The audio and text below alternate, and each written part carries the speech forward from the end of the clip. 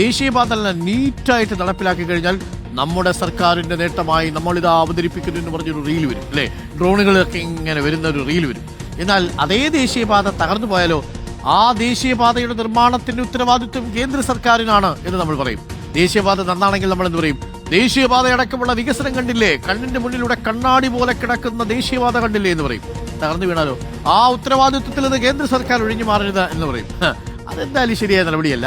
ഈ ദേശീയപാത മിന്നിത്തിളങ്ങി കിടക്കുന്നതിന്റെ ക്രെഡിറ്റ് സംസ്ഥാന സർക്കാർ ഏറ്റെടുക്കുന്നുണ്ടെങ്കിൽ അത് സംസ്ഥാന സർക്കാരിന്റെ ക്രെഡിറ്റ് അല്ലെന്ന് അറിയാമല്ലോ. പക്ഷേ സ്ഥലം ഏറ്റെടുക്കുന്ന കാര്യത്തിലടക്കം സംസ്ഥാന സർക്കാരിന് ഇടപെട്ടിട്ടുണ്ട്. നമ്മൾ പൂർണ്ണമായി തള്ളി പറയുന്നില്ല. പക്ഷേ തകർന്നു വീഴുന്ന സമയത്ത് ഒരു ചോദ്യമുണ്ട്. വീഴുപിടിക്കുന്നതിനകത്ത് എന്ത് ചെയ്യാൻ പറ്റുമെന്നൊരു ചോദ്യമുണ്ട്.